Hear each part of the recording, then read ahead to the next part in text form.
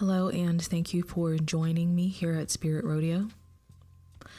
I am continuing to read from A Little Bit of Shamanism, an introduction to shamanic journeying by Ana Campos.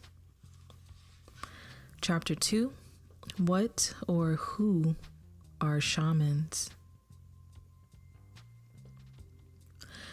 Every person who integrates shamanic practices and or ceremonies into their lives is a shamanic practitioner to some degree. Shamans are shamanic practitioners who have dedicated their spiritual practice to helping others in their community. Not every shamanic practitioner is a shaman, in the same way that not everyone who works on healing themselves is a healer. And not everyone who receives medical treatment becomes a medical doctor.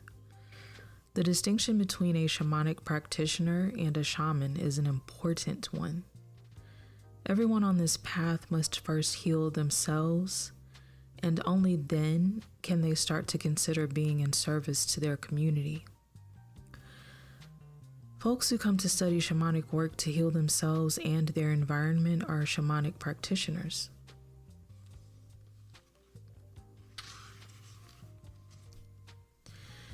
It is also important to distinguish between shamans and clergy.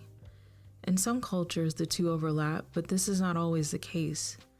Members of the clergy lead the community in devotional practices, usually within established frameworks that have been passed down in a traditional manner. While these rituals do provide a means for honoring spirit, their intent is not to bring participants into non-ordinary reality to directly communicate with helping spirits. A community can have shamans who also function as clergy, but in some communities they have distinct roles, with the shaman tending to the working relationships with helping spirits and the clergy tending to ritual and liturgy. As discussed in the previous chapter, shamanism is non-dogmatic and is not a cosmology unto itself. Clergy, on the other hand, function within their specific dogmas and cosmologies. This means that becoming a shaman is not akin to becoming a priest or priestess, but it is still a path that requires extensive devotion and commitment. Once a practitioner transitions into performing ceremony and healing for other people, they are on their way to becoming shamans. A teacher once described shamans as the original activists because they are the ones seeking to bring harmony and balance among people, the earth, and the realm of spirit. Before engaging in that work, we must first bring harmony to ourselves. A shaman has, after years of practice, chosen a position of service to their community and their land. They are here to help bring healing and harmony and help others with their shamanic practice. Not every shamanic practitioner will become a shaman, and that's perfectly fine. Each of us has a path to follow, and not all of us will be called onto a path of service. As you embark on this journey, do so without preconceptions or expectations, and let your helping spirits guide you on your path. Whether it be as a practitioner or whether you hear a calling to teach and guide others.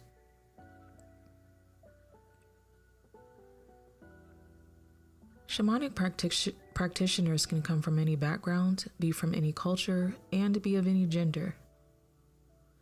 While I have witnessed gender discrimination against female practitioners within modern shamanic practices, there is no historical basis for this. In The Norse Shaman, Evelyn Ristic discusses gender and shamanism, presenting archaeological evidence of prehistoric female shamans, such as the shaman at Dolny Vesonice in the Czech Republic, and the shaman uncovered what is now northern Israel. And the shaman uncovered in what is now northern Israel.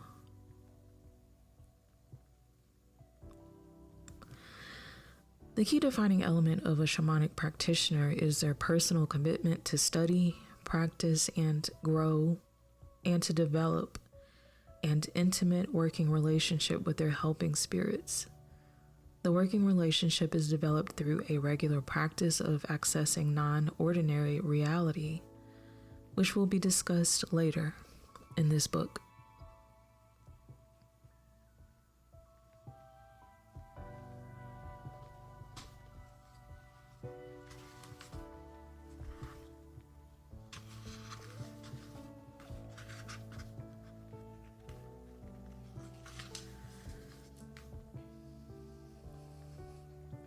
That concludes Chapter 2.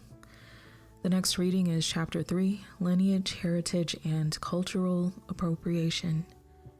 Thank you for listening. I'll catch you next time.